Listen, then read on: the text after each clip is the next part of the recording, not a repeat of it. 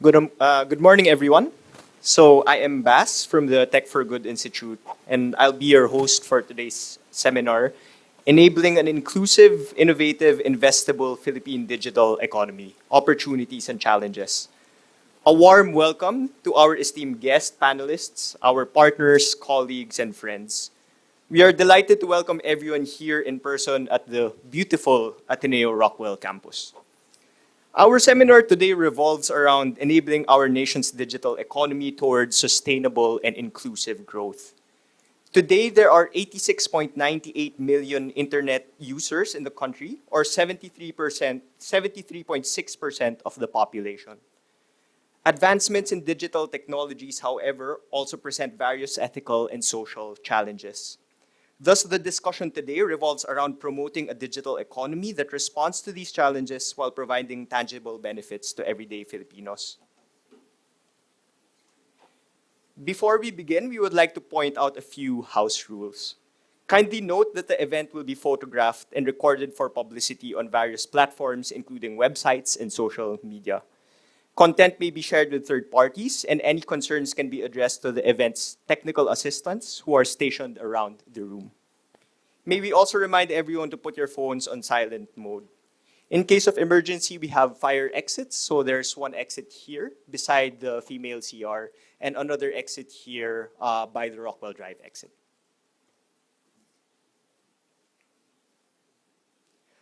So allow me to briefly run through our program and agenda for today.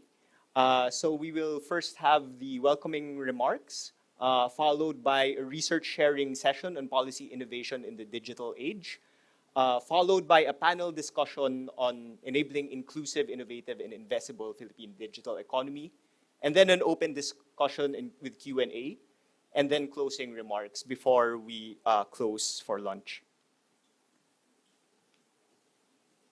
So without further ado, I'd like to first invite on stage Dr. Ming Tan, Founding Executive Director of the Tech for Good Institute, for her welcoming remarks. Ladies and gentlemen, please extend a warm welcome to Dr. Ming Tan.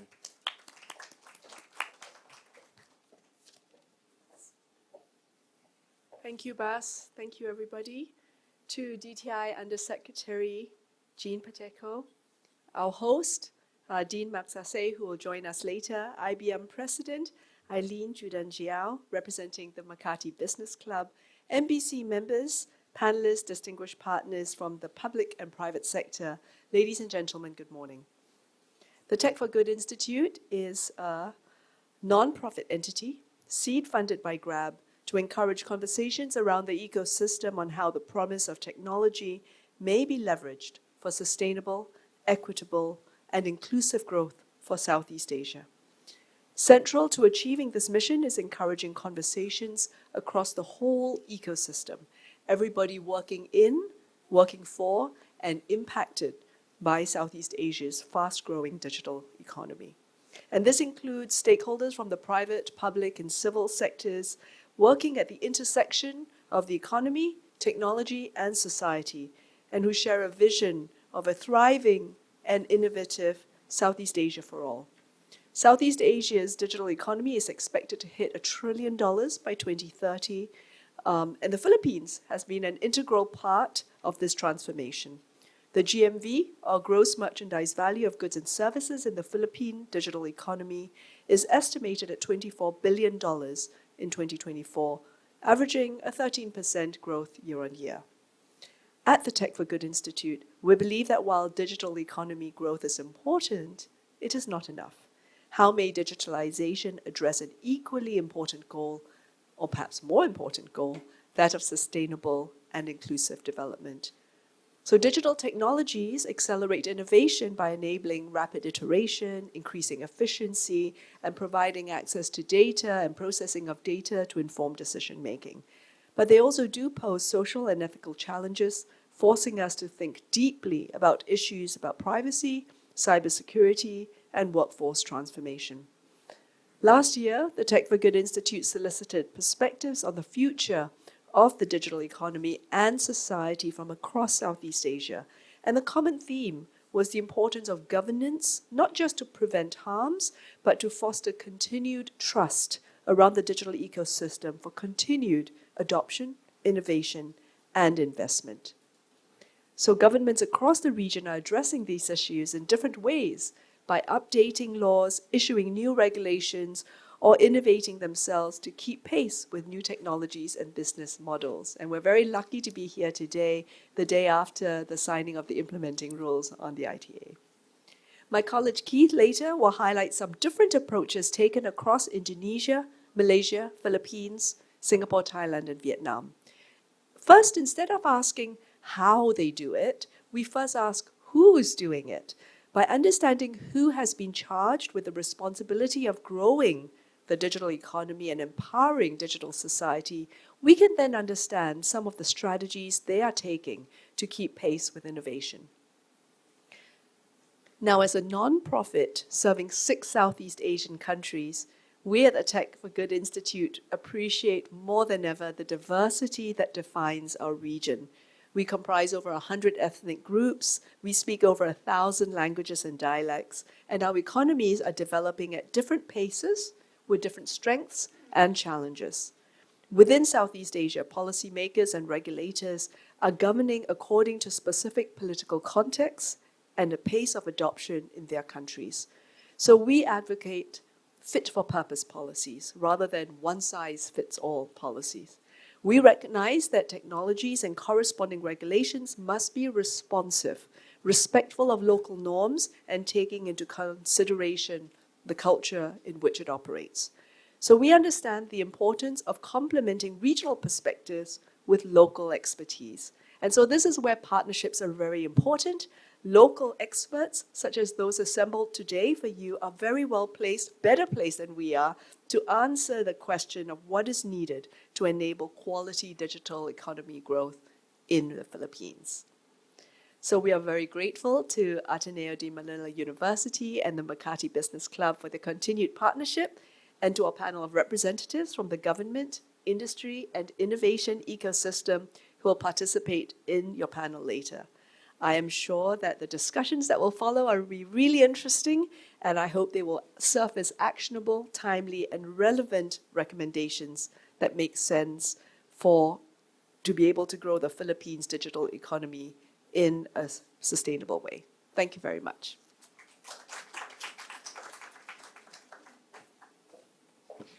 Thank you, Dr. Ming, for those very insightful remarks. Next, we have Ms. Eileen Judan Jiao, President and Country Manager of IBM Philippines, to give her remarks on behalf of the Makati Business Club. Ladies and gentlemen, please join us in welcoming Ms. Eileen Judan Jiao.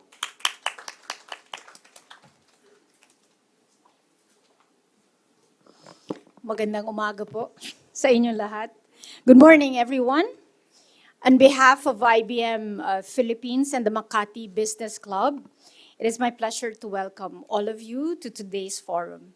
Through our collaboration with the Tech for Good Institute, thank you, Dr. Ming, and the Ateneo John Gokongwei School of Management and the Ateneo Graduate School of Business, Makati Business Club wants to talk about how the Philippines can navigate changes in technology and policy so that our digital economy becomes truly, truly inclusive.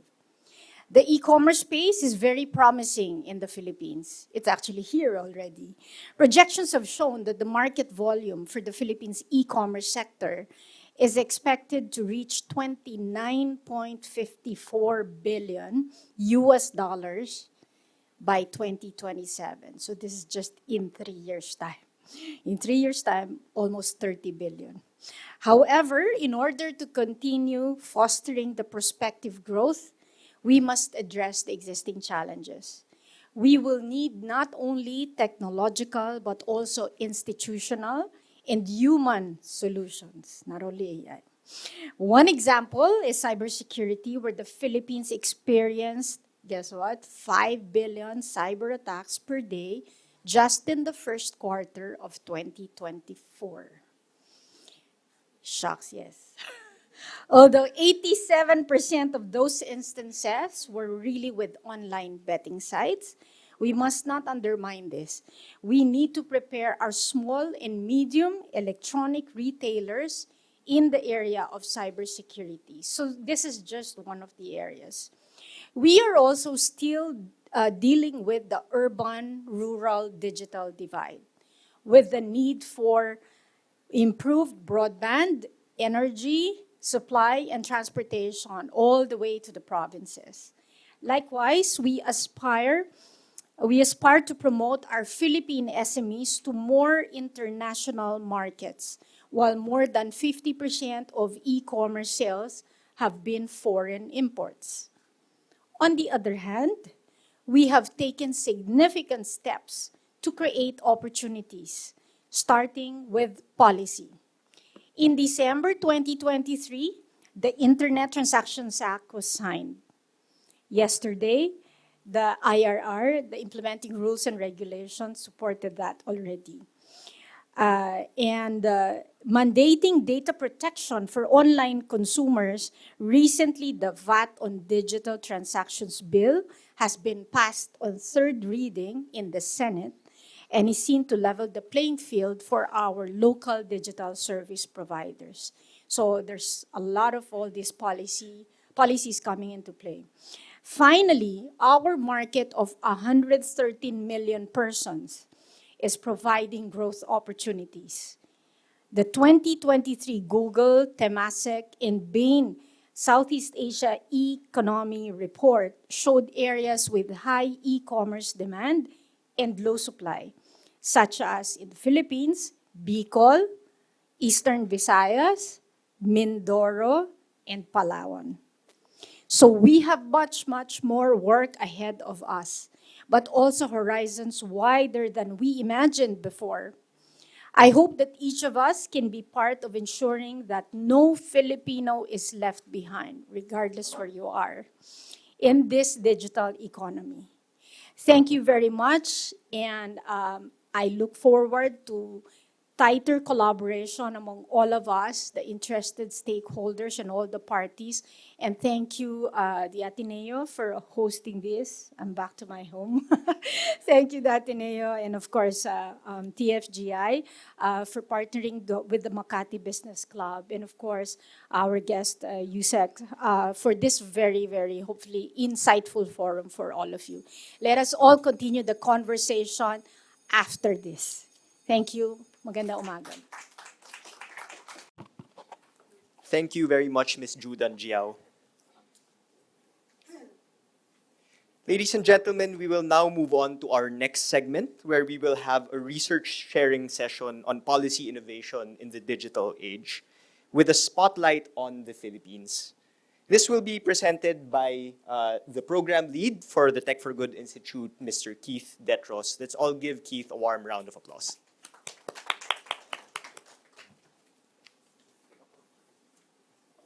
Thank you, Bas. Great to see familiar faces again from the innovation ecosystem in the Philippines. Today, good morning everyone, and good morning our distinguished guests as well as our VIPs. Today, I'll be presenting two of our policy innovation reports. As the welcome remarks from Eileen and Ming has mentioned, innovation is really a key theme, not only in the Philippines, but in Southeast Asia. So I have the honor of sharing with you two of our most recent studies. One is on the evolution of tech regulation in Southeast Asia, and second is a landscape study on the sandbox regimes in the region. And as Ming noted, these are two sides of the same coin of innovation. First is understanding who is regulating the digital economy, and the second one is how are they regulating. The aim of this sharing is to set the scene before we delve deeper into the topics that are crucial for creating an inclusive, innovative, and investable digital ecosystem for the Philippines, which will be the topic of our panel later. Let me give you a brief background. First, the interest in innovation actually comes from our conversations with various stakeholders in the digital economy in Southeast Asia. Our partners in Vietnam and Thailand have noted the importance of talking about not only business and technology innovation, but also policy innovation. And when we came to the Philippines last year, this was also re-echoed by the digital economy stakeholders, where there's a need to understand better how can governments, policies, as well as the ecosystem keep pace with the rapidly changing technological developments. Just some definition of terms first for this study, and from the Tech for Good Institute, we believe that the tech ecosystem is wider than just the big tech companies. This includes your retailers, your MSMEs, and the ecosystem also includes the civil society and the regulators, of course.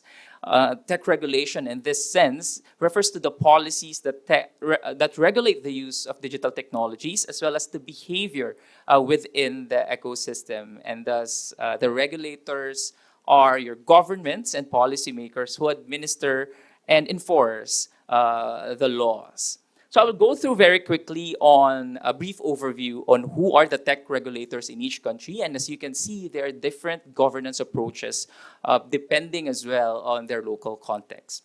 For example, first, in the Philippines, we have the familiar faces, including the trade ministries, the central bank, and the ICT department. As we noted, the DTI is here. Of course, USECMON is formerly from the DICT. And one thing is that one thing to note is that there's no standalone agency in the Philippines for cybersecurity. Actually, cybersecurity is shared across all of the government, with CICC as a coordinating body headed by an executive director. In Indonesia, for example, financial services is a multi-stakeholder approach. Indonesian government is working closely with self-regulatory organizations such as the Indonesia FinTech Society, and they co-create responsive regulations. And this trend is one example of public-private partnerships in tech policy and regulation. Malaysia, a quick overview of Malaysia, roughly the same agencies, but a quick update here is actually last year in December, the Ministry of Communications and Digital was one agency there, but then it split into two. It's now the Ministry of Communication and the Ministry of Digital. This signals Malaysia's change as well in orientation and mindset of creating just one agency, specifically focusing on the digital transformation and leading the digital transformation initiatives of the country, which can be the similar trend in Singapore. Actually, just 2 weeks ago, the Ministry of Communication, the logo that you see on the left top level and leftmost, actually just consolidated with the Smart Nation Singapore, and they're rebranding into the Ministry of Digital Development and Information. The Singapore government also notes that this marks a significant change in mindset, where digital technologies does not only mean now on the infrastructure, but more towards transform the entire economy and the digital society. And this has some changing roles, not only of the tech ecosystem, but also of the regulators. You see how governance structures are also changing because of the different priorities as well as the different technological developments in Southeast Asia. Thailand is interesting because they have a Ministry of Digital Economy and Society. And this, again, signaled an intentional shift, even in their names, that it's not just the digital economy, but also of the digital society. And while this is a super regulator where all the digital initiatives ladder up, Thailand notes that domain-specific agencies are still very important because technology cuts across horizontal as well as verticals. So the Electronic Transaction Development Agency and the Digital Economy Promotion Agency, which are your consumer protection as well as your electronic transaction government regulator, also is part of this, the MDES, or the Ministry of the Digital Economy and Society. So specific segments still look after the digital economy. And Vietnam as well is one thing to note is that the regulation of the digital economy and emerging technologies especially needs coordination. So we were in Vietnam actually in March this year, and one thing to note that they have a national committee on digital transformation where various government agencies sit together for policy coordination and alignment across various ministries. So one thing to note is that while there are different agencies as well as different governance approaches across Southeast Asia, there are key themes that we are seeing across the region in terms of digital economy. First is competition. Well, we note that when we think of the digital economy, competition commissions might not be the first thing that we think of. The evolving digital landscape has necessitated competition authorities to have a larger role in the discussion. This is a testament to the focus of governments for consumer protection and ensuring that unintended consequences are kept in check. In addition to consumer protection, this also extends to the protection of personal data. This is to foster trust within the digital ecosystem, and all of Southeast Asia's 6 countries actually have enacted laws to protect the data of their citizens, but not all have established separate agencies to implement these policies. I think Vietnam and Indonesia were the most recent ones with a Comprehensive Data Protection Act, but they are still in the process of instituting or establishing a dedicated agency for data protection, similar to our NPC here in the Philippines. Also, of course, enhancing cybersecurity, as Eileen pointed out earlier, enhancing cybersecurity is also a focus across all countries in the region. They have varying legal frameworks. One of the more pressing conversations around the region is the protection of CIIs, or the critical infrastructures, and to enable a secure and safe digital ecosystem. And this has led us also to have some key observations on the changes and the tech regulators. First is that we're seeing existing regulators have their roles expand. An example is how e-commerce being regulated. Example in the Philippines and in DTI. Before, DTI would just manage the transactions because of the brick and mortar stores and cash transactions. But now, of course, with the IRR being signed and the ITA, the role of the DTI has expanded into the digital realm as well, including electronic transactions. Second, we have seen an emergence of specialist agencies. If you look back maybe 15 years ago or even 10 years ago, not all of the agencies in Southeast Asia have a data protection agency. So even now, in the Philippines, we don't still have a cybersecurity agency, but in other jurisdictions, we're seeing that there are dedicated agencies, specially established just for the digital economy. Third is that we have seen an increasing need for coordination. As in the case of Indonesia, as I mentioned, there's this coordinating Ministry for Economic Affairs, as well as in Vietnam. There's also the regional cooperation through the Digital Economy Framework Agreement that is being talked about in the region, where the coordination is not just within the country, but cross-border as well. And finally, we are seeing governments explore various regulatory innovation tools to address the needs of digital transformation. For example, we've seen governments use outcome-based or principle-based regulation. This is a move away from the reliance on detailed and prescriptive rules to a more high-level or broadly stated outcomes. For example, in Australia, they have a performance-based guidelines for autonomous vehicles in their AVID trial framework.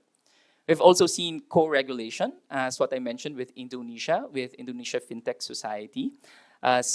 There's also Singapore's BNPL, or a code of conduct. And we've seen dynamic regulation, or the use of real-time data and analytics to monitor and adjust regulatory frameworks and policies. Dynamic regulation, I think one thing that we can relate to is when, during the COVID-19, and in the Philippines, the IITF would look at the numbers in real time and change the policies as we go through. And with the development of technology, I think more and more we will see dynamic regulation based on the data and analytics, especially leveraging technology and big data, for example, in policy making. But one thing I really want to double click on today is regulatory sandbox, because this has been gaining a lot of traction as well in the region as a tool for policy innovation. As most of you know, regulatory sandboxes are frameworks or environment that allow for live testing of innovative technologies. The goal is several. One is to test innovation and products. Second is to minimize the unintended consequences. But thirdly, as well, is for regulatory learning, which is policies can also be tested first before it can be implemented. For businesses, it can help accelerate time to market and also have provide greater access to finance. For regulators, it's a regulatory knowledge, a source of sharing and relationship between the public and the private sector. And for the consumers, it can accelerate trusted adoption because if we know that a policy or a product has been tested in a sandbox first, then the outcome is towards increased adoption of innovative technologies. So globally, there are different kinds of sandboxes, and they vary both on the focus and the approach. First is the focus, which is what is the outcome of a sandbox. Usually, there are two things. If it's innovation focused, the outcome is a product or a technology. So this is when there's an existing product. If you're a startup, you put in a sandbox, and then a product comes out. But there's also a different focus, which is on policy. Governments across the region are also testing policies first, pilot testing it, and then if the outcome of that, then that's a policy-focused sandbox. On the left-hand side is that we have also different approaches to sandboxing. One is advisory. This is when there are existing regulations, and then we're just seeing whether a product or a technology is fit within the existing regulation. There is not an explicit goal to change policy as a whole, which is now the second approach. An adaptive sandbox is more towards better understanding the value of new products and services, and then when there's a chance, we can change policy. While anticipatory sandboxes actually is more of a multi-stakeholder approach on emerging technologies, where it's data-driven, evidence-based, and the government and the private sector actually partners as well with third-party research institutions. And then they co-create together, discover the nuances of a new technology, and also craft the policies together. And that's the outcome of the sandbox. So this framing helps us to put a pin on where we are as a region in terms of sandbox implementation. In our recent report, released earlier this year, and the data is as of end of 2023, we looked at 39 sandboxes across Southeast Asia, and that's in 10 different sectors: fintech, healthcare, transport, drones, agriculture, emerging technology, which is your AI and data, energy, environment. Built environment is infrastructure, your smart buildings, and then education technology. And across all, the majority are still open, and then 3 have closed, and 1 is still in draft stage. More than half of the sandbox actually has been implemented since the pandemic. So it's still a relatively new practice in Southeast Asia, but still an increasing trend. 2023, there are a couple more announcements in Indonesia and Vietnam on fintech and health sandboxes. Malaysia and Singapore lead the region in a number of sandboxes with 12 each. Vietnam, I should say, is still in the process of drafting their fintech sandbox. In the Philippines, there are 4 open sandboxes led by 2 different agencies. One is with the BSP, one is with the Insurance Commission. The BSP is on e-payments and BSFIs, which is the Bangko Sentral supervised financial institutions, that's it. And then the Insurance Commission, interestingly, it's because of the agriculture. They're trying to see whether some of the fintech can be done for our farmers and how that's happening. Interesting because this also reflects the local context and priorities within the region. In the Philippines, it's agriculture. In Singapore, it's about privacy-enhancing technologies. But in Malaysia, because they have a lot of drone technologies and drone development, they're developing their drone sandboxes. And more than 1/3 of the sandboxes in the region is on fintech. This is unsurprising because adoption is on fintech, and people actually use fintech more as an entry into the digital economy. It's in your mobile phones and all. And then sandboxes actually vary across Southeast Asia. If you look at each of the sandbox frameworks, it's not as uniform as it should be. Some of the sandboxes have very clear guidelines. Some has very clear entry, but no exit. Some has very clear guidelines on who can participate, as well as the length of the sandboxes. So I think there's also an opportunity for knowledge sharing across regulatory institutions on how to have the better coordination. As I go through the recommendations later on sandbox corridors, that would be helpful for the digital economy as a whole as well. And finally, a key trend that we're seeing is that most of the sandboxes right now in Southeast Asia is innovation focused, meaning product focused first, and then takes on an advisory approach. That is, majority of the sandboxes are designed to test the viability first of new products, but not necessarily to create new policies. It's just that's the innovation focus. And the approach is advisory, and as the name suggests, if your product fits within our current guidelines, then it's well and good.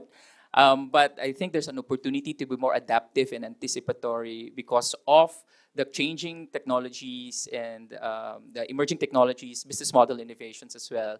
The policy innovation could also be one thing that we can work together on. As I drive through just four of the considerations for sandbox developments in Southeast Asia, there are key recommendations, for example, for regulators, clear guidelines and articulation of objectives. As I mentioned, clear entry and exit procedures, timelines, as well as who can participate. Second is a platform for regulatory learning where it's not just the government and the private sector can share with each other, but also private sector and government across borders can share data with each other. A third one is more anticipatory approach. As we mentioned, right now it's more advisory and innovation focused. So because of emerging technologies, maybe we can take a more anticipatory approach for emerging technologies. Second is consider multi-sectoral digital technology sandboxes. Multi-sectoral approach, meaning because technology is cross-cutting across, maybe it's a blockchain or whether it's AI, facilitating innovation in the digital technologies is a horizontal that cuts across industries. And if it's a multi-sectoral approach, this enables knowledge sharing across numerous government agencies already. And finally, as well, is to implement sandbox corridors where counterparts from other jurisdictions or various jurisdictions within the region can explore co-creating sandboxes where if it's tested in one country, it can also be tested in another country. And this is particularly important in the context of increasingly borderless digital economy. And for the firms as well, to the private sector within in our audience, maybe it's also to be open to sharing tech and data, to contribute to regulatory learning, and finally, to have internal coordination within companies to facilitate sandbox participation. The recommendations are more fleshed out in our report, which we will also share with you all after this panel, or this public seminar. But broadly, as I close, I'd like to highlight a greater need for coordination in the digital age. Sandboxing is just one of it, one of the tools for the policy innovation. But we have also seen three quick suggestions from our conversations with various digital economy stakeholders. First is coordination between the public and the private sector. Open and collaborative lines of engagement between the public and the private sector leads to a more responsive regulatory environment. Sandboxes is just one of those regulatory mechanisms. There are also other mechanisms such as creating an exchange of knowledge or perspectives, as well as doing the self-regulatory organizations, and also engaging the civil society counterparts and the academe for the coordination of policy innovation. Second, Governance of new technologies and new business models require both digital expertise and domain expertise. So this includes health, agriculture, transport, financial services. So close coordination between the main regulators and the vertical regulators is needed as emerging technologies and new business models continue to develop. And at the same time, we also need to ensure that policies across governments are not outdated and contradictory to each other. So this leads to confusion among the tech ecosystem players. And finally, if key regulations and standards are aligned across economies, technologies can then grow and scale. One initiative promoting the coordination towards an interoperable regional digital economy is the ASEAN Digital Economy Framework Agreement. TFGI worked with the ASEAN Secretariat last December on the launch of the DEFA negotiations. I'll also be flying actually to Bangkok in 2 weeks' time for another round of negotiations for the Digital Economy Framework Agreement. Our report from the December event is on our website. And what we've seen is that there is momentum for coordination and cooperation, even in new areas such as cross-border sandboxes or sandbox corridors, as well as AI, which I have already mentioned. So we live in a diverse region, and I think coordination between the public and the private sector, between government agencies, and between governments in Southeast Asia is needed to create a regulatory environment that would enable an inclusive, an innovative, and an investable region. But also, these learnings would be vital for the Philippine digital ecosystem as well. I'll stop here, and I look forward to our panel today. Thank you so much for listening, and I hope you had key takeaways.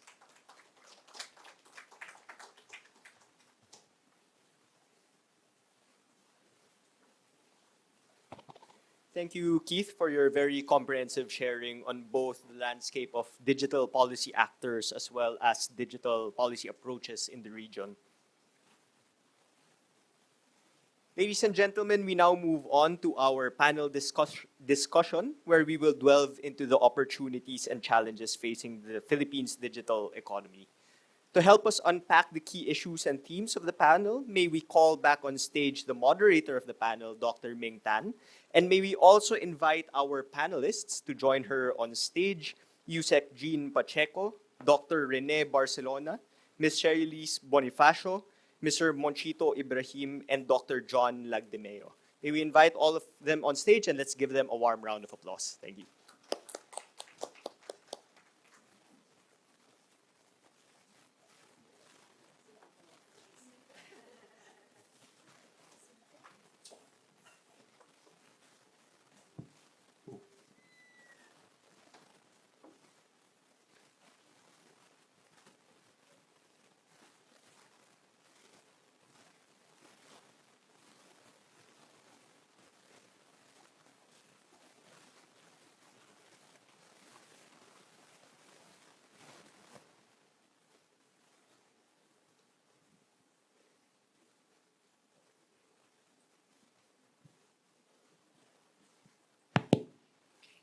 Can you help the others, please? Make sure that everyone's mic is on. Thank you so much. Whilst we're sorting out the mics, I want to welcome you to the panel portion of our seminar where our guests will discuss and challenge. I think maybe we need to. Oh, so far so good. Of enabling an inclusive, innovative, and investable Philippine digital economy. And it's so important, already said several times, about how quickly the Philippine digital economy is growing. But how do we make sure that this impact is inclusive, equitable, and sustainable, and will continue to grow? We're honored to have a really distinguished panel today to lend their insight on how all of this promise will result in real progress. Our first speaker needs no introduction. Yusek Mary Jean Pacheco, Digital and E-commerce Lead at the DTI. Under her leadership of the Regional Operations Group, Yusek Jean oversees the field operations of the DTI in the regions and provinces. She spearheads initiatives to optimize the delivery of business development services, including policies, plans, and projects to benefit MSMEs, micro, small, and medium-sized enterprises. Prior to her current role, Yusek Jean has held many important roles in the DTI, including a 15-year stint as DTI Planning Director. Next, we have Dr. Rene Barcelona, Country Leader for Cybersecurity Services at IBM Philippines. Rene has over 2 decades of IT management experience across the financial, technology, shared and managed services industries.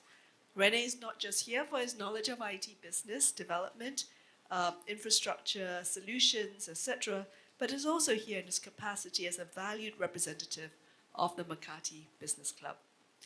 Next, we have Bui Monipano, Director of Public Affairs, Grab Philippines.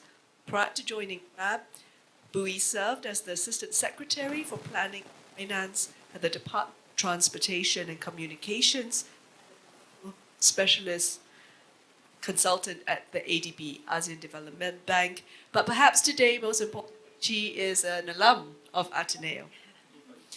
Next, we have Mr. Monchito Ibrahim, Bina of the Alliance of Tech Innovators for the Nation, or ATIN.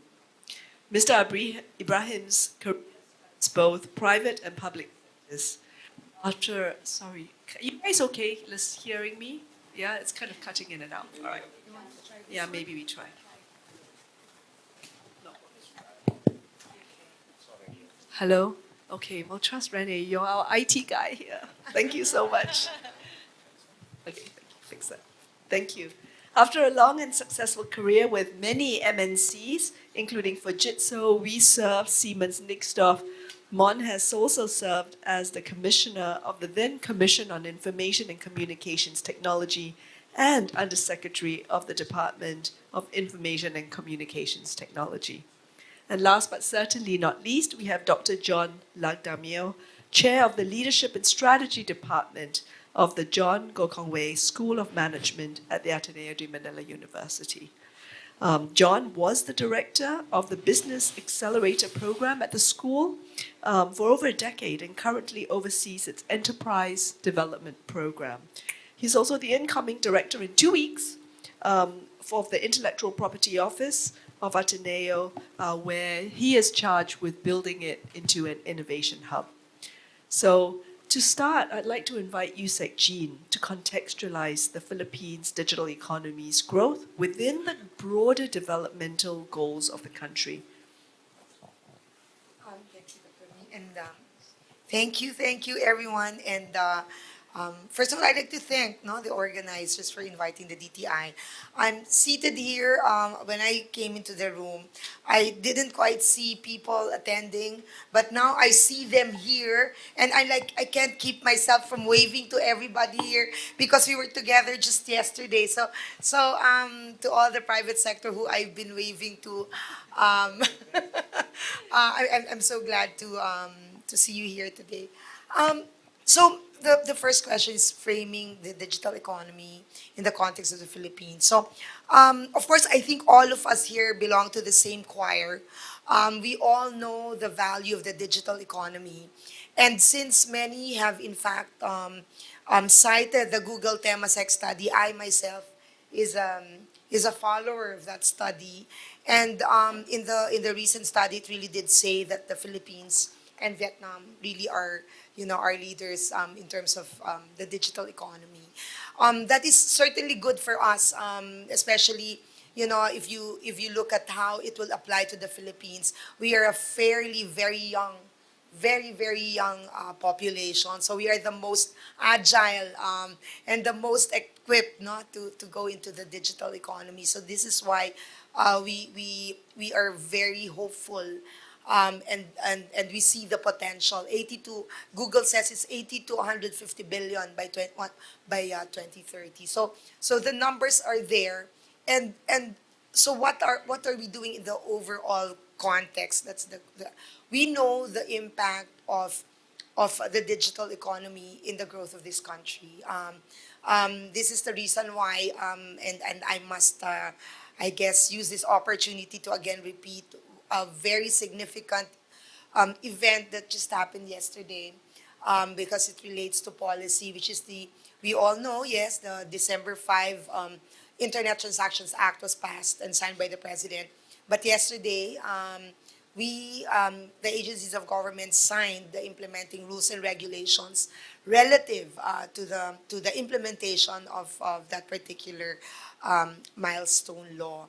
I really was listening very closely to what Keith was saying, and I've written so many notes. I probably will take the entire hour just for this, but just to give you just basically 2 points. I'd like to announce to everyone again that the IRR has been passed, and you will see there very specific guidelines and policies relative to, of course, consumer protection, but also merchant protection.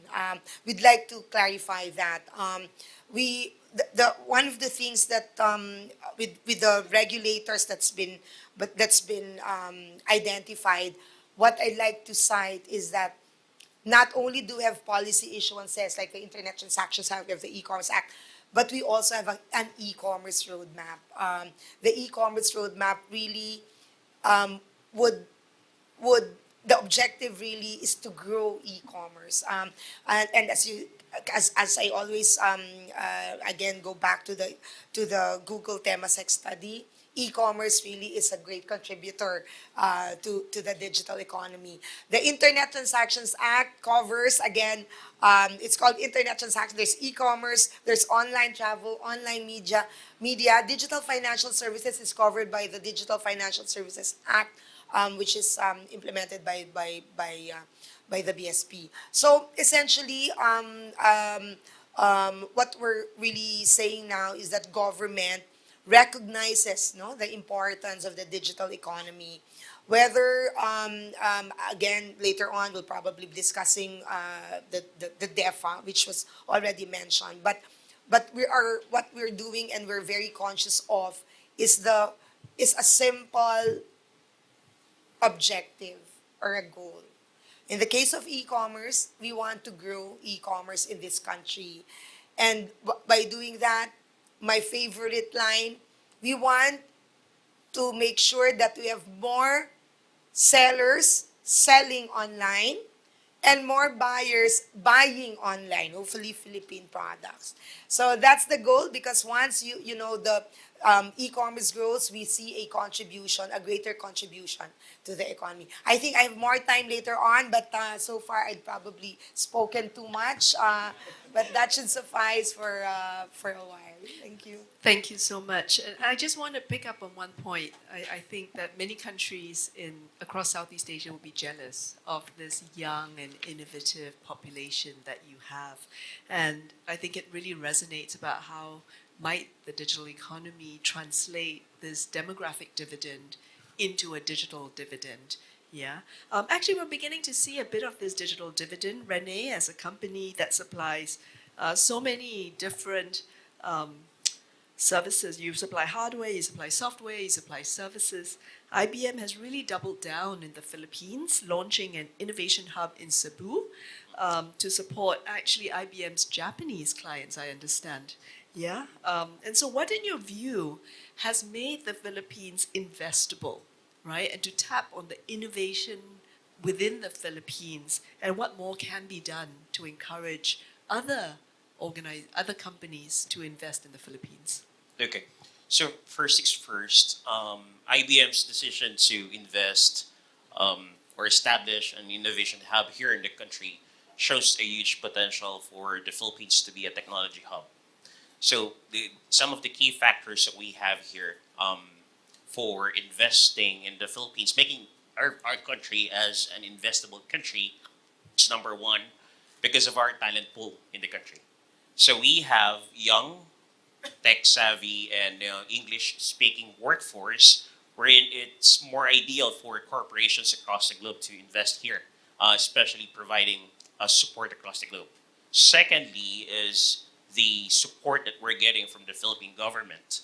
So the Philippine government is providing support in terms of the IT BPM sectors, information technology, business process management sectors, providing financial incentives to foreign investors such as ITH or income tax holiday, zero value added tax or withholding tax exemptions, and at the same time providing support as well from the government sector in terms of the STEM education system. So STEM stands for science, technology, engineering, and mathematics. So that being said, because of some of those key factors, it provides us the advantage, making our country as an investable one. So I guess that will put the Philippines, our country, as a key player in a potential digital market landscape. So yeah, that's my take on the matter. Thank you so much. And I think, just what you just explained, the tax, the education, the financial incentives, this really demonstrates how it is a whole of government effort. Yeah, because you see so many ministries involved there. Let me turn now to Bui. Today, technology companies like Grab are often at the front lines when it comes to advancements in the digital ecosystem. I think the innovation is quite relentless. And as a regional tech company, can you talk a little bit about the rapid digital transformation of Filipino society and how the digital economy companies are supporting this effort? Yeah. Hi, Ming. Thanks for the question. And thank you for inviting me to this panel. So excited to share the this floor with our esteemed panelists. So I think one of the positive things that came out of COVID is people are able to overcome their hesitation in trying digital services. Because pre-pandemic, there was still a lot of hesitation. And then when the pandemic happened, I guess because people don't have a choice also, right? So because of this, so we saw how Philippine digital economy grew. I mean, Ming, you shared the statistics earlier. So allow me to share from a GDP point of view. So in 2023, 7.7 growth translating to 2 trillion pesos, which is about 8.4% of our GDP. And with this development of digital economy, we saw how it unlocked socio-economic impact. There was a recent study that I guess I can say it, done by the University of Asia in the Pacific. Hello to our Ateneo friends. I'm also from Ateneo. So they did a study measuring the impact of very specific ride-hailing and delivery platforms. So we saw that for every 1 peso spent on the Grab platform, there was a 44 centavo return to the economy. And because of the livelihood opportunities provided, like the ability to earn an income, even if you're not formally employed, then we saw a 1.1 to 1.6 improvement in the unemployment rate during 2019 to 2021. So with this, we were able to unlock this socio-economic impact. And the opportunity that we see is the ability to unlock more and more cities, for more and more Philippine cities to experience this socio-economic impact through the digital economy, through digital platforms. So very excited how we can all work together, both public and private, on how to unlock further in other cities across the country. Thank you so much, Bui. And there's so much potential to further the beneficial impacts of the digital economy and the rural-urban divide, or just outside the main capital cities, as Eileen mentioned, is very much forefront if we're going to make this an equitable growth.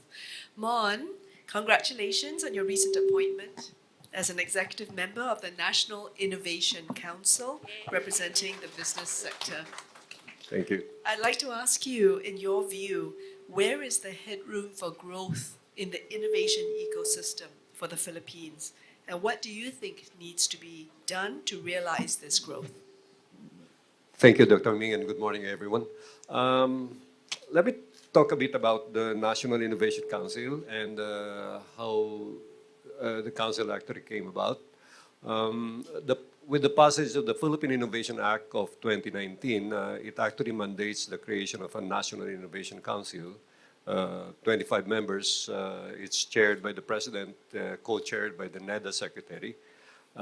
We have 17 cabinet secretaries there representing 17 government departments and 7 executive members representing business, academe, the scientific community, MSMEs, and one specific area requested by the president is actually climate change.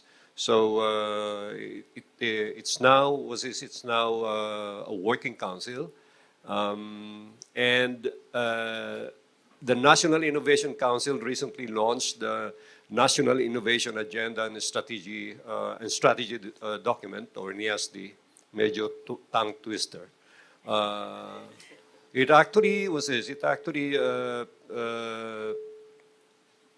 actually talks about the vision of the country and was this the different strategies that we're actually going to take to further develop the innovation ecosystem of the country. It also provides a roadmap and the different strategic directions that are needed to really push forward our innovation agenda. Now, we believe that with the National Innovation Agenda, we should actually be able to push for an inclusive and resilient and sustainable innovation ecosystem that would help develop really not just innovation in the academe, innovation in business, but most importantly, policy innovations in the country. So there are 10 areas of focus that would include learning and education and 9 others. And this will also involve setting up of regional research and innovation hubs all over the country. And I believe, coming from as a representative of the business sector, I think at the moment we're doing things right so far, and we hope that we'd actually be able to sustain, all the plans and the strategies that we've set upon ourselves. Thank you. Thank you so much. And you mentioned 10 areas of focus, right? And we'll all go and learn that. But I think what's quite interesting, you mentioned the R&D and the scientific side. There's a whole range of groups represented. And within an innovation ecosystem, a very important subset of that is the entrepreneurship ecosystem, to be able to get innovation to market. John, you work with entrepreneurs a lot. What is your assessment of the current regulatory environment for entrepreneurship? And what do you think can be done to encourage further growth? And we have good friends here in the audience, like Carlo, who we will probably hear from later, who are very active also in building the entrepreneurship landscape. Okay, good morning. Thank you for inviting me to be part of this panel. In terms of enterprise development in the university, there's still a gap in terms of what the technology is and what is happening outside and what we are basically trying to teach the students. And a lot of programs, and I've not just Ateneo and other schools, no? I've seen a couple of entry programs, and it all goes back to the basic t-shirt, sandwich, create a small business, you try to sell it, make some money on the side, and that's your thesis, and that's your capstone. We're trying to get out of that, and the student groups, their ideas now are looking at using tech enablement, and developing apps. And I see this as chair. The faculty does not know how to grade an app project versus a t-shirt project, because what are your metrics for that? I mean, these are just basic challenges, but in terms of entrepreneurship, and it's growing, I think the technology and the tech base is growing. We want to be more active partners in industry participation and government regulatory, I guess, when they do the consultations and all of that. In fact, maybe just an observation, when you did the research, the report, I did not see CHED or DepEd as one of the government agencies there. And I think the imprint has to start early. I mean, a tech and culture and AI environment has to start within the university, within the faculty, within the ecosystem early. So in terms of entrepreneurship, it's really building into the ecosystem the use of AI, the use of technology, and in the future we'll talk about, I have to talk them on the side, on quantum technologies and quantum, because we want to participate in that difficult thing with IBM and Google later on. Oops, kalaban. But that's what we want to build. Innovation, technology, and not just, I guess, IT, not just digital, but if you talk about firmware, enterprise building, and not just enterprise consumers. So a lot of the projects are all consumer facing, but what about the enterprise projects that will build enterprises, the machine that will build machines, the ecosystem that will build these new products and new services. And that's all happening within the school. I guess I'm talking too much, but we'll get to the other questions. We'll share about that later, but I guess. Thank you. Thank you so much. I think one thing that you picked up on, which is the teachers got to learn too, right? To be able to keep pace. And I think this is a pace, all of you in this room, ourselves as well. One of the things that I think draws us to this sector is how quickly it moves and how exciting it is and how we have to be continually learning to keep abreast.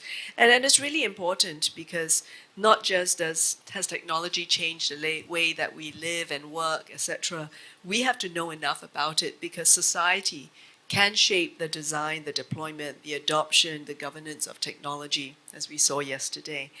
Maybe I'll go back to Mon. You talked about the 10 areas, but could you perhaps, talk us a little bit more about what is needed to foster an enabling regulatory environment to realize this vision of innovation and investment in the digital economy for the Philippines? Well, in order for innovation to happen across the country, we need to have a robust digital infrastructure that is inclusive, affordable, reliable, in order to achieve greater participation in the digital economy. If we don't have that, okay, then there will be a lot of people who's going to be left behind. We recognize the efforts of the government in building, in trying to actually move fast in building the required digital infrastructure, but including the use now of low Earth orbit satellite technology to address the connectivity issues of remote and isolated islands. But it's not enough. One very important thing which I would like to actually talk about later in this conversation, is the need for structural reforms, okay? And that's going to be very, very important. Thank you. Thank you so much. This kind of reforms, this kind of, innovation is so important also in the context that whilst there are so many opportunities for growth, the emerging technologies also pose novel threats that can compromise security, privacy, sometimes even the fabric of our institutions. So I'll just switch a little bit from promise to Renee. Eileen mentioned before 5 billion cyber attacks per day, if I got it right. How can Philippine stakeholders work together to uphold a safe and secure digital ecosystem so as to continue building trust, and adoption? Okay. Well, first of all, our country's digital space has a huge potential to begin with. For example, right now, from a traditional method of learning from schools and organizations, we are now shifting into distance learning programs. But with that kind of technological advancements, there is also need for us to secure the digital space. So, for example, here's what where I'm coming from. Um, it's important for us to secure our digital space because imagine if there is a cyber attack or a data breach incident happened with our government organizations. So, targeting the critical infrastructure. For example, imagine this: there is no water supply for one day. What do you think would happen to our consumers? Now let's try to dig further. Imagine there is no water supply for 30 days. Imagine the chaos we will be in if there is no water supply for 30 days. Same thing for if we don't have electrical power supply, let's say in 1 week or 1 month. So the more reason we need to secure and safeguard our digital space. So in order for us to do so, there are a lot of efforts, just like what Yusekman has mentioned a couple minutes back, um, for us to safeguard and secure our digital space. For example, the first one, which is the private and public partnerships. It's very much important because all those government sectors that we have, all the industry leaders, AI experts, cybersecurity experts, we need to collaborate in order for us to create a comprehensive national AI and cybersecurity framework. It's very much needed. On top of that one, we also need to have information sharing procedures like um, information sharing between private and public sectors in order for us to come up with a robust cybersecurity or cyber resiliency plan. It's also given. And that being said, if we are able to establish those key factors, we will be able to secure our digital space. Another important thing that I wanted to emphasize as well is the law enforcement and legislation. So giving more power to our law enforcement agencies to investigate and prosecute cyber crimes, right? And that being said, along with our more robust cybersecurity legislations. Like for example, here in our country, we already have law enforcement agencies. We have the Philippine National Police, ACG, or Anti-Cybercrime Group. We also have the National Bureau of Investigations. But with all these key factors being combined, we focus in developing all these factors. We will be able to come up with a more resilient and secure digital trust, making fostering more or fueling economic growth for the Philippines as a whole. Thank Thank you, you. thank you so much, Rene. I'll just build on those points a little bit and maybe take it over to Bui. Digital platforms and digital intermediaries of different types have actually made it easier and safer for many smaller organizations, merchants, etc., to enter the digital economy, whether you're a buyer or a seller. I think these digital platforms or digital intermediaries have been able to invest in that kind of cybersecurity, that kind of um, uh, data privacy, for example, so that whether you're a small enterprise, a small buyer, a small seller for e-commerce or for anything else, you are able to do it safely and securely with trust. From your perspective, how can these new business models like digital intermediaries or digital platforms further enable this kind of digital economy that is inclusive but also safe? So when we talk about just being very basic, I love the fact that in Keith's report that he gave definitions. So what are we talking about when we talk about business model innovation? So it's essentially the ability of a company to provide value for its customers by meeting unmet needs via new or more efficient ways of doing things. So um, because of the digital infrastructure, because of the app that we were able to provide, so this gives us access to a lot of data, data to real-time market conditions, and because of this, we are able to respond very quickly to what people want, what people need, and I guess that it's like a virtuous circle, right? It builds the trust of people. Oh, they're very responsive, they know what I want, and then they patronize digital services more. So what Renee was saying about trust, I think that's also important for us to build with our customers, from all components of the user experience. So when you go to Grab, for example, why would I give you my credit card? Because you know that the data is safe. And then if you're booking a car, of course there's that. We've had questions like, can people see my history where I went and where I not? So I don't know if you're trying to hide where you're going, but that's also a concern, right? Like, who can see where I go to? Like, when every time I book a Grab car, who can see that? So that we don't, I don't see it. Very very select people.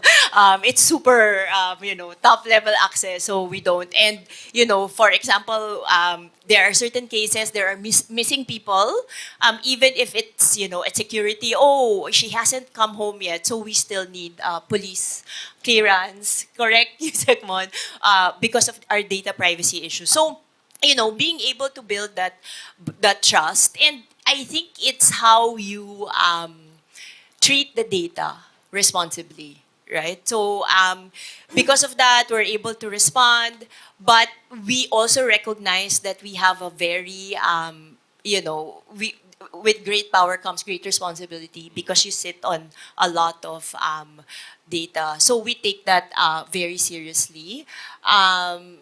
So it's really trust building. I love the fact that when pre-panel we were talking about, like, things are moving so fast, and at a certain to a certain extent, as a former government official, I understand where Yusek Jean is coming from. Ang bilis nyo naman, bago yung product ngayon, meron na naman, bukas meron na naman. But to us, but that's how the data. This is what the data is showing us.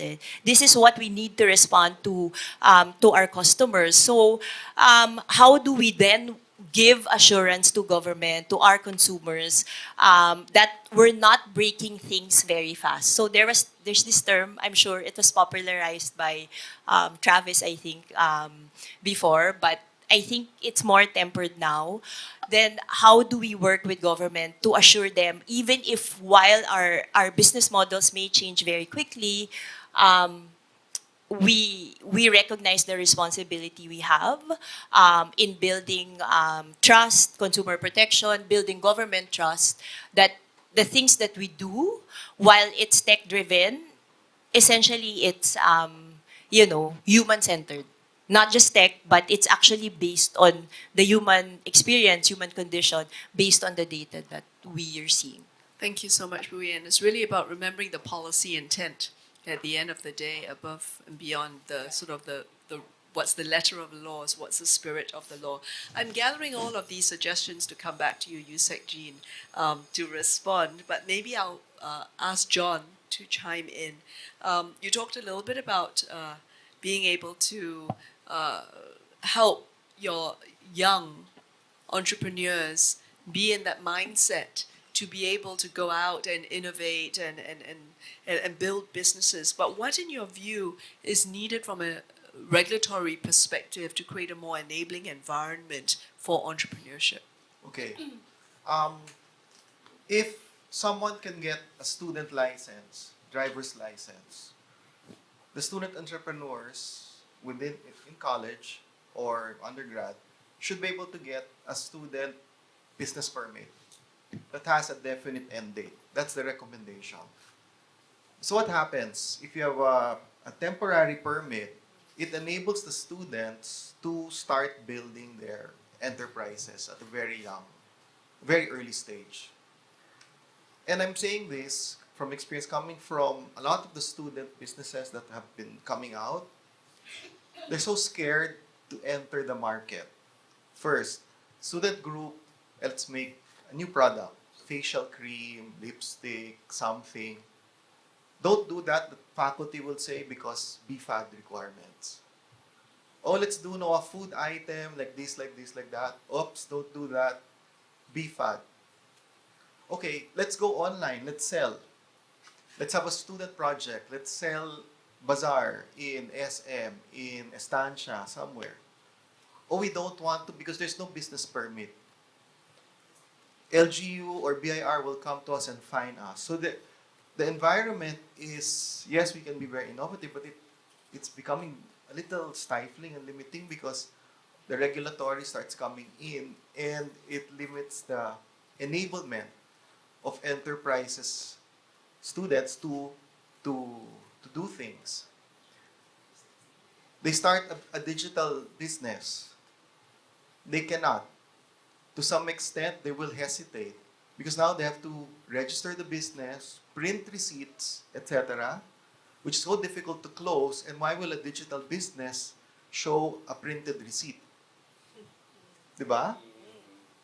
I mean, does it make sense sometimes? A digital receipt, okay, but a printed receipt and etc. And then, so, just having said that, one ask is to think about the student business permit, which can enable all of these other ideas and innovations to see some light and automatic close.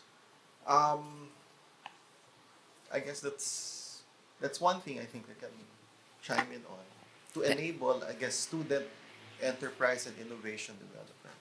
Thank you so much. We've had so many ideas here. USEC Jean, we've got how do we actually enable compliance, but making it paired together with ease of business, ease of entrepreneurship. We've had some suggestions on some structural reform. Mon, if you'd like to chip in on exactly which areas of structural reform, information sharing, data sharing, etc., and also with Bui in terms of how do we work together to build trust. Would you like to respond to any of these? Okay, so there are many, many challenges. Why don't I just begin with the student permit, no? Let me just say that let's study that. The DTI. The DTI, when you decide as a sole prop to operate to start your business, you start with a DTI, no? So you start with your business name register. So why don't we kind of like take a look into that? Born by Tech for Good. Born in Tech for Good, if anything comes out of it. Okay, because there are many challenges. I'd like maybe to just put it in a little bit of, organize it a little bit. So, in terms of infra, of course, what Yusek Mon said is really, really important. All the private sector will say there's no e-commerce without internet. No? So that's really quite basic. So infrastructure is very important as we promote the digital economy. So it's not only digital infrastructure or internet maybe, also physical infrastructure. Sure, we can order as many flowers as we can, but we cannot smell them online. Grab has to deliver that to us, right? And we need the roads and the bridges to do that. So I mean, just to share the vision of government of what. Do you know that we are an archipelago, right? Do you know that we need two bridges to connect the entire archipelago? Just two bridges. It's quite difficult to build them because I understand it's quite expensive, very deep. But that's where we're going now. We're really thinking of, sure, we can connect through Roro, yeah, but would it be best? And this is where the logistics people, we got the idea from the logistics people. We need to make sure that physically the archipelago is connected. So we only need two bridges for that. That's an advocacy that we'd like to. It may take many, many beyond our lifetime, certainly mine, but that's something that we are very focused on. Logistics in this country is important to us. So that's physical infrastructure, land, rail, port, air.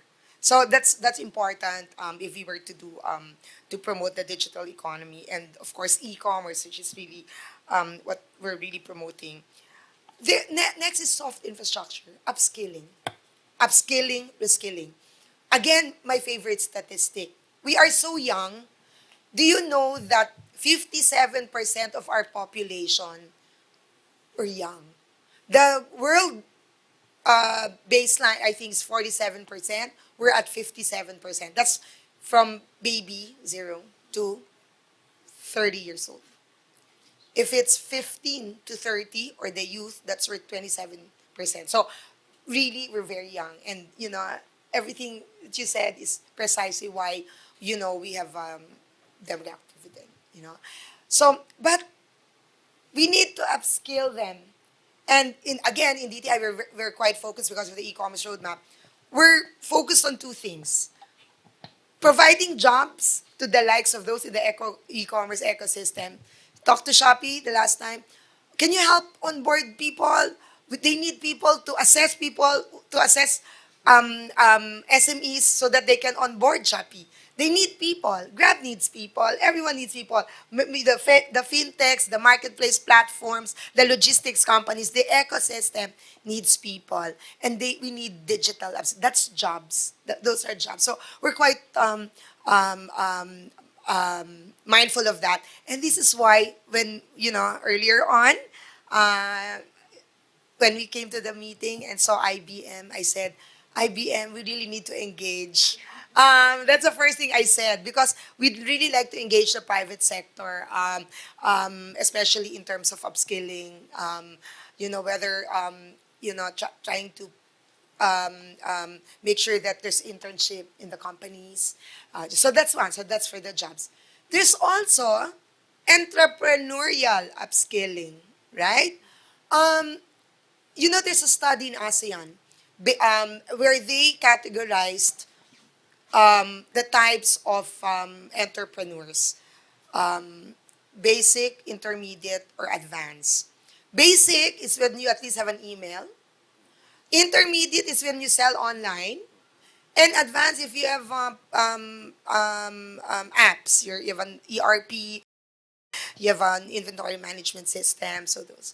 So in the Philippines, when we did an initial survey similar to the ASEAN survey, we even had the level 0.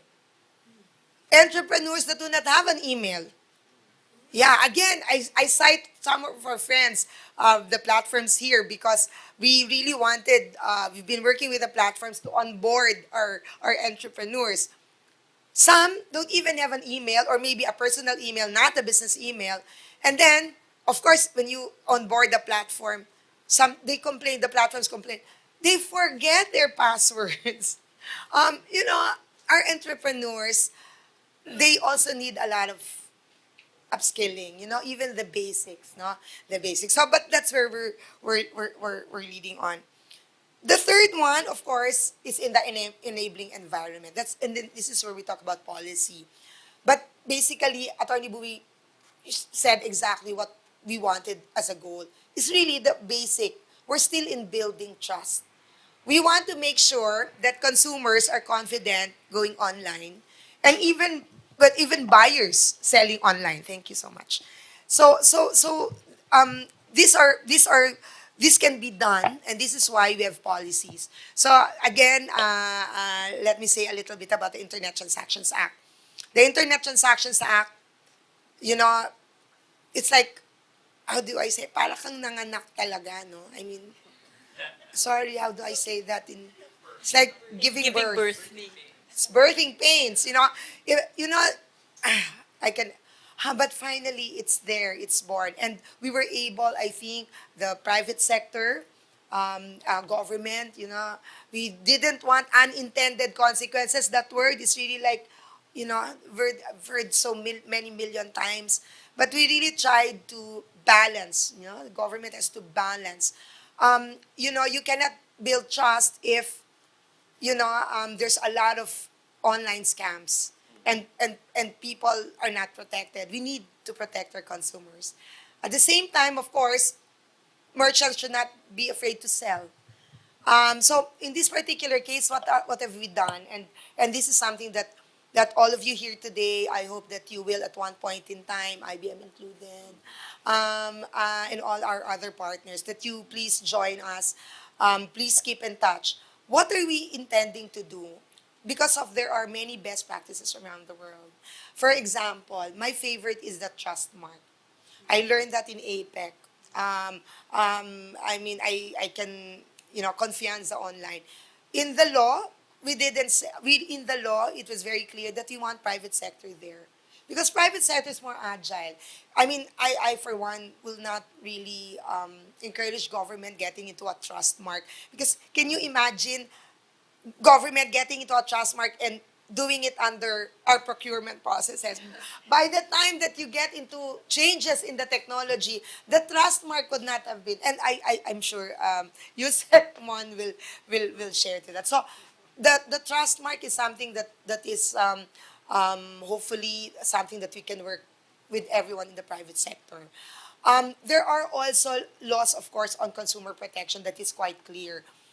We will establish an online business database. Why? Because information is important. So if people don't, all of us here, before you buy, we always say, think before you buy or put it in the car, add to cart. But some of us are impulsive buyers. You just, oh, this is good, and then and then you complain later on. So now we're saying, okay, people, why don't you check this one with the online business database? Huh? So there are many tools that the new the Internet Transactions Act has introduced, and we hope that you look forward to that, because this is something that we really would engage the private sector with. Of course, one of the not personal, but rather what the DTI thinks is quite important are the powers given to the department.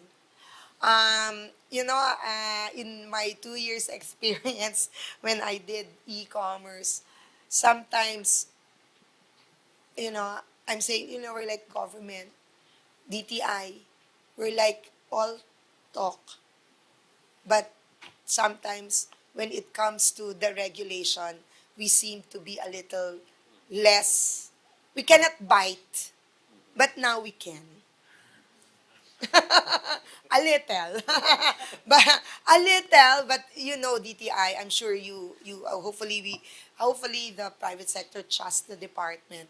But there are specific powers granted to the Department of Trade. If we find that there is a seller, based, of course, in interactive with other agencies of government, no? This is not just DTI. It has to be in coordination with other agencies of government. So if there's something that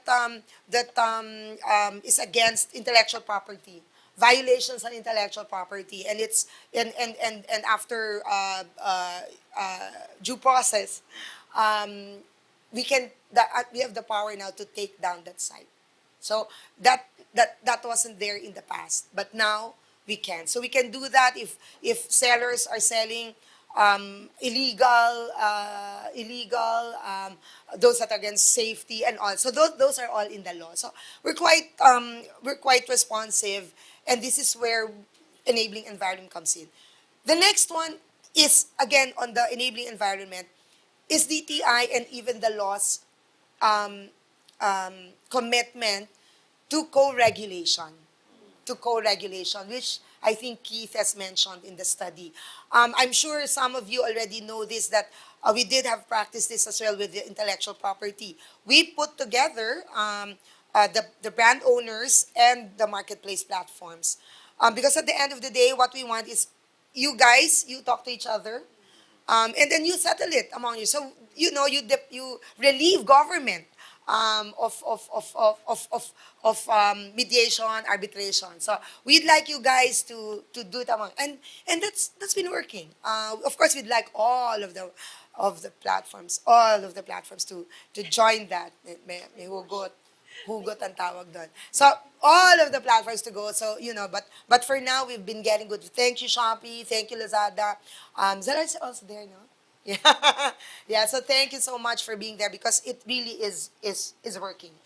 Um, of course, again, so that's about building trust. But um, there, before I go to the last, but there are other areas that we're working with, either with the DICT, with the Bureau of Customs, with the Bureau of Internal Revenue, the Bureau of Customs on the de minimis, on cross-border e-commerce, on the BIR relative to the revenue regulations, all of that. But we are also working on digital signatures. Yes, during it was also quite recently that the Philippines already um, um, has adopted the UN Electronic Communications Convention, the treaty. So there are many uh, um, policy tools in our arsenal that we have probably used all of them already, but there's more. Whether it's a treaty, a law, a joint administrative order, a department order, all of that is something that we have been using because we know that a challenge is to have an enabling environment. Yesterday, the secretary said, we don't want to be interventionists. We want to leave you alone as much as possible. Just be responsible. I mean, that's the take, no? And then the last one is ease of doing business. That's a challenge. I've seen it. I've heard it. Sir, message received. It's something, I was one of those who helped push RA 11032. This is the Ease of Doing Business Act. But from what I hear, there's still a lot more things to do. I hear FDA, and all of that. We don't want that. Of course, I can only talk about DTI, because of the Ease of Doing Business Act. You please tell your students to apply for a business name because it will only take you 8 minutes to get your business name, and it's your name, Yeah, but we'll work on the student because, you also do need to register with the BIR, but maybe, many of the rules are not known to everybody. There are those that are exempted. We have a Bambi, you're exempted from many of these taxes. So I think if there's anything that I will add is the ability of government to communicate. But if you will grant us the opportunity to be invited to events like this, certainly, maybe to your class, I would gladly go. But yes, there are many, many challenges, but we're all hopefully doing something about it, but in a commitment where it is a whole of government. It's really a whole of government. Thank you so much, Yusek Jean. And I think that communication is exactly one of the purposes that the Tech for Good Institute was created, was to be able to bring different platforms together to learn from one another. I think your birthing pains analogy is very, very apt. But I think any moms who are here knows that we thought that having the child was the hard part. Actually, raising the child is a lot more difficult, and we know that it takes a village, right, to raise the child. I also take the point that you've got to have this careful balance, much like children, of discipline and motivation, and intrinsic motivation, right? And to what extent does one use the carrot, and to what extent one use the stick? Correct. And so, in addition to whole of government, perhaps we can think of a whole of society approach to navigate these challenges. To be able to keep up with the speed of innovation which is happening as a global phenomenon. So, I'd like to ask all of our partners here, what sort of collaboration is needed nationally to foster, or regionally, to foster inclusive, innovative, and investable digital economy? I'll start with Bowie on your thoughts on how the private sector can partner with government. Yusek Jean said two words that was music to my ears: co-regulate. So it's exactly what we've been hoping. So when Keith talked about regulatory sandboxes, so just to share with everyone, this is how actually Singapore government did their ride-hailing regulation. So it was a sandbox. So when it first came into, I guess this was in 2014, 2015, so no set regulations, but just really did a sandbox to figure out. Because as I keep Yusek Jean is, our favorite because she understands our plight. But, I wish every government official was like her. But as we always say, we platforms don't also have 100% certainty what's going to happen. Like we have a new product, but so we have data, we have a thesis, but Do we know what's going to happen? Of course not. So it's really us co-learning together. So if we do this product, if we do this innovation, what's going to happen? So this is what data is telling us. But of course, we need to test that, right? But if you already put us in a very stringent regulatory framework, then how are we able to test? I mean, there's no room for experimentation because, for example, your capital requirements, as Dr. John was saying, you already need to apply for the formal documents, right? So I think this is precisely what we've been asking for, co-regulation, regulatory sandboxes for everyone to learn together because we also don't know the answers, right? So we wish that we could learn together with government, and once we've learned enough, then we sit down and say, okay, I think consumer protection is important for this one, or how do we promote the trust that people would use cryptocurrencies, for example. Thank you so much. Mon, your thoughts?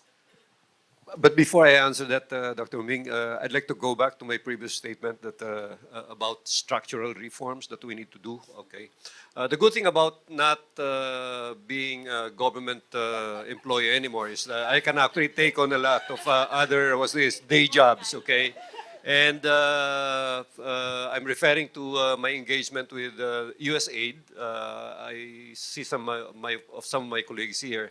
The Better Access and Connectivity Initiative of USAID. I'm one of their consultants there. And I'm very, very focused on spectrum management. Spectrum is actually the how do you call that? The backbone of wireless connectivity, okay?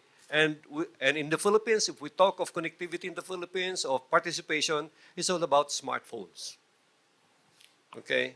But do you realize that the law that is currently being used to actually regulate spectrum management, wireless technology, is actually a 1931, the 1931 Radio Act of the Philippines.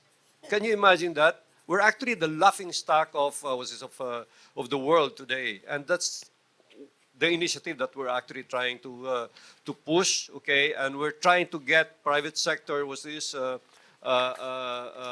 help on this one. Shout out to the Makati Business Club. I sent out an email to you, Martin. I need an answer there. Because without this, okay, can you imagine a 1931 law being used to regulate, wireless communications in the Philippines? That was even before the time of television. That was even before the time of television. Okay. Now, going back to the question, your question, Dr. Ming. Okay. One of the advocacies of ATIN, which stands for Alliance of Tech Innovators for the Nation, is actually the institutionalization of sandboxes. Okay. We believe that we're seeing how government is struggling with regulating, evolving business models. And because of the emergence of forces of new technologies, this is not going to stop. And the struggle is not going to stop, okay? We need to actually institutionalize this. I remember a good friend of mine who's trying to set up who founded a startup to actually provide drone-based agri services, and they cannot actually get approval from anybody here from CAAP, okay, because they need to actually and CAAP doesn't, probably up to now, they don't understand what drone technology is all about, okay? So this is just one of the struggles. The other thing that we need to actually also institutionalize in government, aside from, that proverbial question is how do we change the siloed mentality of government, okay, is actually benchmarking. I remember the other day, or yesterday, a good friend of mine, an undersecretary at NEDA, she's actually attending a workshop or a forum Digital Economy Forum in was in Bangkok. I don't know what that is, but the first thing she told me yesterday, Mon, from the time we step out of the airport, our conclusion is Philippines is at least 20 years behind Thailand today.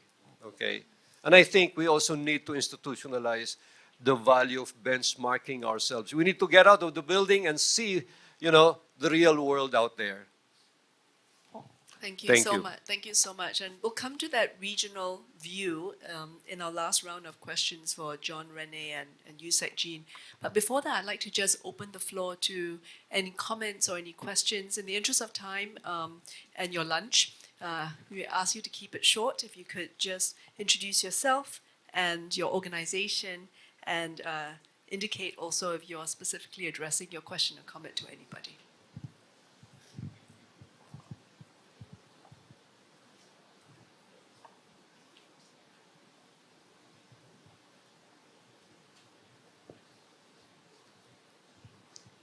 Questions, comments? No? Okay, thank you. Then I'll take that point from Mon when you talked about benchmarking and looking around ourselves a little bit. And we do know that the digital economy is a global one. And John, the academic community is a global one.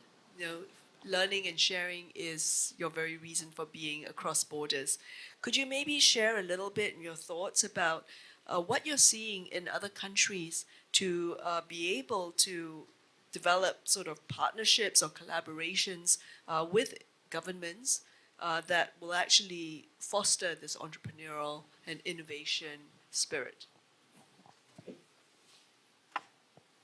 Okay, in terms of how we see our position, so let me just share. So Ateneo is number 1 private university in the Philippines. No one Okay, will the UP people private. no one will refute that for now. But we have Ateneo, UP, LaSalle, Mapua, the others, UST, who are all on the top. Now, I'll just use Ateneo because I'm familiar with. According to the ranking agency, depends on which one. It's 1, 2, or 3. But that's the Philippines. But in terms of Asia Pacific and the world, Ateneo is 400 to 500. LaSalle is probably in the 800, and UP is higher, maybe in the 200. So we can think we're like big fish in a small pond. So in terms of the other universities, and as former internationalization director in Ateneo, and I've seen the conferences, what's happening is the top universities, if you look at Chulalongkorn, NUS, UMT, it's a very close collaboration between government, industry, and the sandboxes, selected ones, are placed in the university as a safe space because we can. And then like Yusek, the 2 words that came from you, it's favorite, to study. Diba? University, then we want to study. But to research and do microanalysis, things, what's happened in digital economy, do we have any written output on that aside from what was presented today? These are things that professors and researchers like to do and play around with because it's part of the output. But that, putting sandboxes, research policy, think tanks, centers for entrepreneurial development, like what we're trying to do, an innovative space, a TBI, a tech-based incubator, etc., etc. No matter how you twist it, it's really a space for students and alumni and other entities to come in and experiment and fail fast so that they can succeed faster. And then what comes out of that, which is the research part that everyone likes to do, but at least to also start recommending and showcasing the successes. So I think that part of collaboration has to be strengthened. We have good collaborations with partners, but it's not enough. So we already have an IBM elective in the works. We're going to invite already DTI for a series of talks and lectures within the school. Kasama rin kayo dyan. You're now hired as a teacher. Thank We're you. going to try to talk to grab them. But there. Thank you so much. I want to just pick up that point about universities and think tanks being safe places for sandboxes, for conversations, and actually a third use case for educational institutions or think tanks has been also as repositories of data. And I think these are all good ideas. Perhaps we then maybe look abroad again. Renee, you mentioned a lot about data sharing and information sharing for cybersecurity before. And in the ASEAN Digital Economy Framework Agreement, there is specifically interest about cross-border collaboration on emerging issues. We talked about sandbox corridors, but also in cybersecurity. And today there is a ASEAN CERT, Cyber Emergency Response Team, where you can share information, but also sharing information between government and the private sector as well. So I'd love your thoughts a little bit about how regionally ASEAN member states, including the Philippines, can support interoperability amongst its members so that as a region, we become really investable to the rest of the world. Okay. So first things first, the ASEAN DEFA or Digital Economy Framework Agreement is a good start amongst the ASEAN member nations. That being said, it will give all the nation members to have the opportunity for cross-border collaboration because obviously we're looking at the potential results of cross-border collaboration such as accelerated innovation, accelerated growth of innovation, what else? Responsible or ethical development of AI. Um, and of course economic growth. So that being said, if we can utilize the DEFA to be um, one of the frameworks that will be used amongst the ASEAN member nations, we can expect possible results as we speak. Such as, for example, if we are able to do so, if we can just implement a common frameworks across all ASEAN nations, we can leverage the communications in terms of discussing the emerging issues in AI and cybersecurity. That's number one. But that being said, cross-border collaboration can be a powerful tool that we can leverage in order for us to address all those challenges, all those issues pertaining to AI and cybersecurity. Because right now, what's happening is that AI and cybersecurity, there are a lot of use cases and business cases stating and proving that indeed AI and cybersecurity are business enablers. So that's my take on the matter, Dr. Thank you so much. Yusek Jean, for the DAFA is supposed to be legally binding, but we are, as AMS, these have to be locally ratified, and this has to be fit for purpose for the country itself. It's not like the EU, where there is a supranational body. I'd like to give your thoughts about DAFA from a perspective of DTI. There are not 10 areas like MON, but there are 9 pillars. Are there specific areas that you think should be prioritized for regional, if not integration, regional interoperability and harmonization for to be able to benefit the Philippine digital economy? So first of all, of course, the Philippines supports DEFA, and we're very happy because the committee recognizes, allows the member states to kind of like look into it because the level of readiness is different Correct, per, absolutely. per state. So we're very happy that the way things are going now, and Keith is going. So Keith is going. We of course recognize the value, no, and the significance.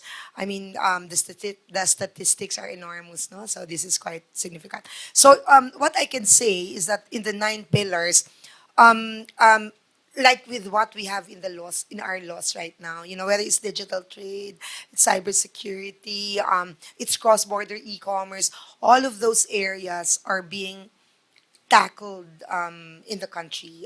So we are quite involved and engaged in all 9 pillars.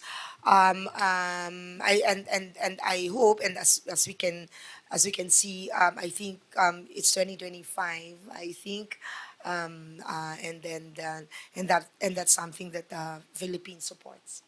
Thank you. Thank you so much. I'll wrap up now, and I'd like to just do a very quick last quick fire round for key takeaways. And panelists, one word or one phrase. What is the policy area, the one policy area that you believe would have greatest impact in enabling an inclusive, innovative, investable, and Philippine digital economy? The one policy area that we need to think about to be able to unlock the rest of the benefits. Yusek Jean, you get the first word. Oh, you want to go down the other line? Okay, I'll start with John then. John will come up the line. Business permitting. Business permits. Ease of doing business. Thank you. Mon? It's sandboxing. Sandboxing. Thank you. Bui? Same sandboxing. Thank you. Digital infrastructure development. Thank you. Oh, you took. But I was toying with people. So People. upskilling, reskilling. So people would be.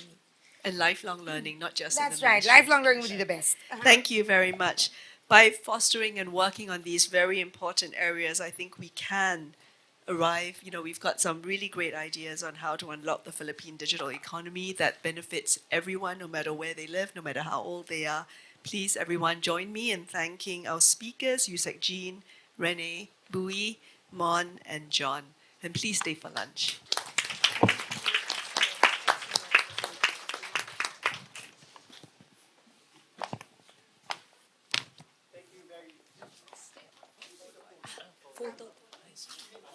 Closing remarks and then photo after. Yes. Yes. Oh, okay. Photo first. Oh, yes. With the closing remarks and then photo. Yes. Yeah, station and then closing and then yes. So thank you very much to all of our panelists. And now we'd like to invite Dr. Jet Magsaysay, Dean of the Graduate School of Business, Ateneo de Manila University, for the closing remarks. Morning. I have the unenviable job of delaying your lunch for a minute, right? Well, first of all, to our leaders in the panel, Dr. John, Mr. Mon, Dr. Bui, Dr. Rene, Yusek G, of course, Dr. Ming, thank you for this very informative and very engaging discussion. To our partners, the Tech for Good initiative at Makati Business Club, on behalf of the Ateneo de Manila University, represented here by the Jacques Roqueway School of Management with Dr. John and myself, the Ateneo Graduate School of Business. Congratulations on this initiative, one of many, I'm sure. There is no longer any question that, as we have framed it here in the HSB, all businesses are now digital businesses. And not just high-tech businesses. We have an ongoing discussion for a prospective project with coconut farmers, where they are seriously thinking about digital transformation and how that will help them. Okay. But this direction, however, poses many questions, many of which we've surfaced today. Thanks again to our panel. Questions on collaboration among the public sector, private sector, and the academe. Questions on governance and policy making. Questions on capabilities to keep up with change. Actually, I shouldn't say that. Keeping up with change is not enough, right? Now, for example, I've been writing the policy of our school for dealing with generative artificial intelligence. I'm on my third revision now until I realized that I keep on revising because I was keeping up with the change. We need to be ahead of this change. Easy to say, but important for all of us to do. And these questions come in the context of even larger questions, the changing role of business in society. A society calls for more responsible business leadership. The demand for inclusive growth, I can see that that's part of our intent here today. And we saw that, thanks again for TFGI for the research. And you could see the numbers for the Philippines are quite skewed towards Manila, for example. And of course, the call for retooling and reskilling of our workforce, Yusek, which you just mentioned recently. And not just to, again, to be ahead of the change. Our workforce actually can be, in the real sense of it, world class. So at the Ateneo, we share in this commitment to working with like-minded institutions in seeking answers through dialogue and through research. Thank you all who came here today, who participated, and who will participate in the future. Thank you and good day.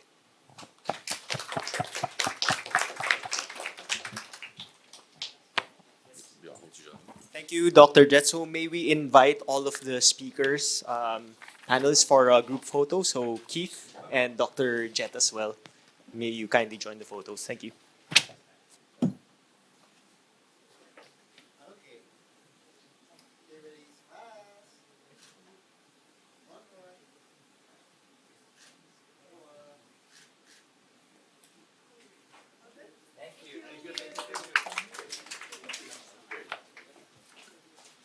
Thank you so much for having us here.